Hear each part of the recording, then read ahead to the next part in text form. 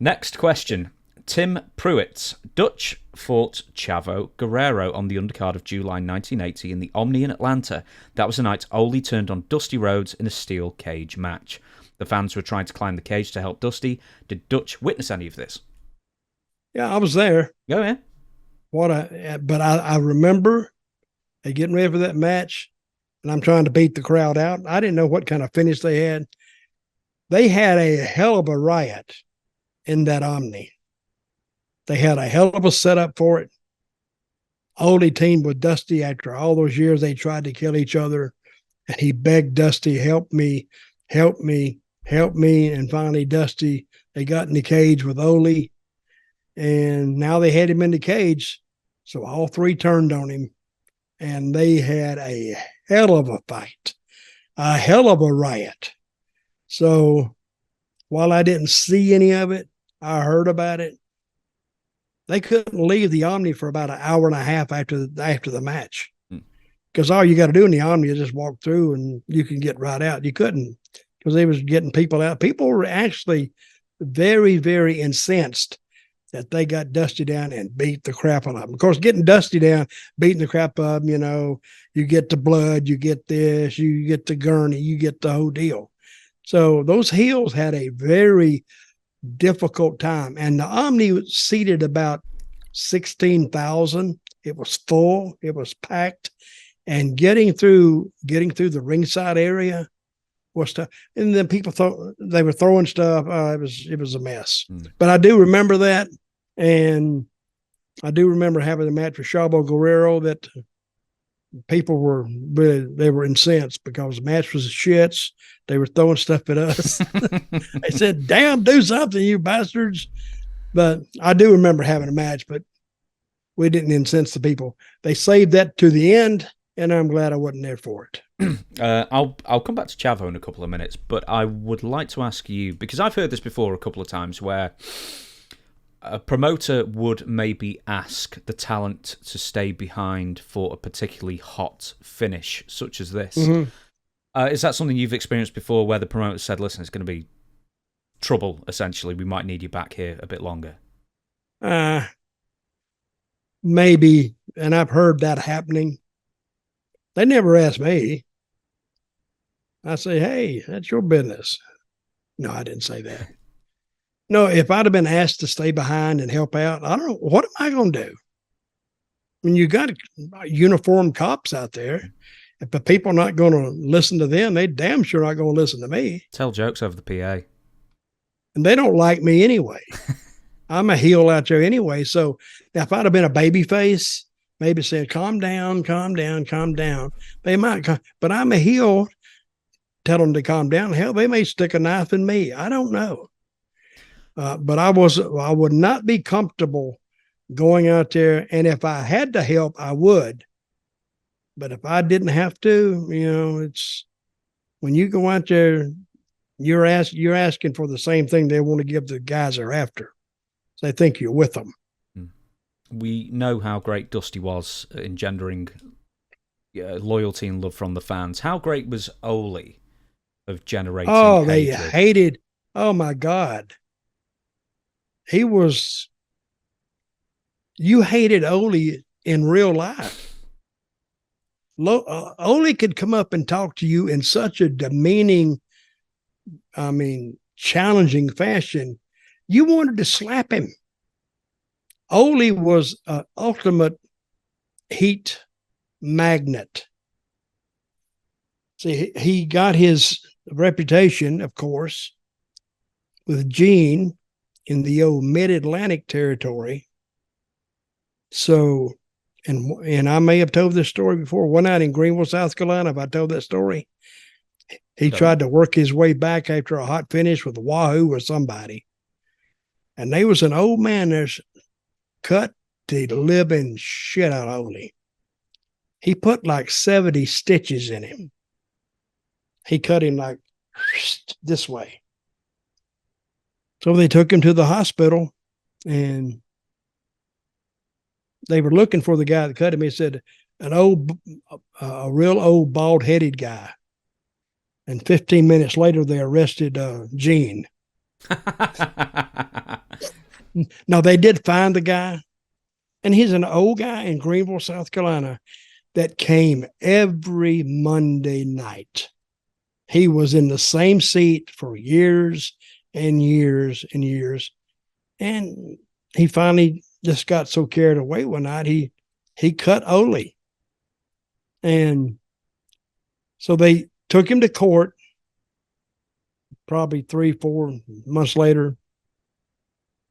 And I forgot what they did. I think they gave him Ole's hospital bill he had to pay. But they did the worst thing they could do to the guy in his mind is they banned him from ever attending another wrestling match ever at Memorial Hall in Greenville, South Carolina. And he died after that. He died about 4 months later. Mm. That was actually the worst thing they could do to him, is ban him from his.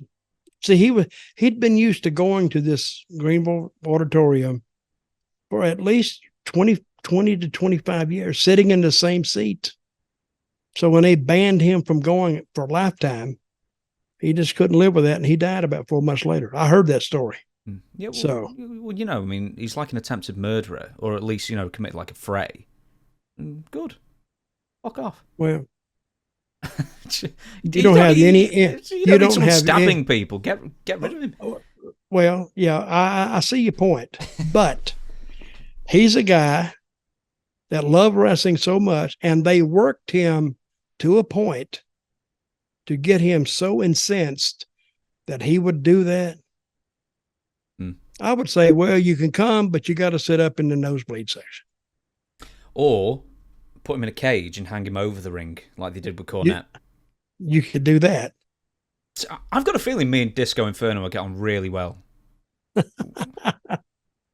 Well, I've never spoke to Disco, in fact. Do you know, specifically, what was it about Ole that the fans in general, not the wrestlers, because I know they've got the thing, but what was it about Ole? How would he incense them?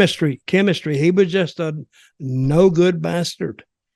You could tell automatically he was judging. He judged everybody, talked everybody like they're a piece of crap, even the announcers, and he was a good talker. I mean, if Ole Anderson came in your room right now and started talking to you and you didn't, it doesn't matter whether you know who he is or not, but he would piss you off right away because he talked to you like hell he owns you. Tell you to do something, do it now. I mean, and it was just something about Ole. Gene never said anything. Gene just looked ahead. I mean, Gene couldn't compete with Ole anyway. And if an angle didn't really draw a sellout, Ole would talk the rest of them in, just to see him get his ass busted. So, but Ole almost it was about 70 stitches in him.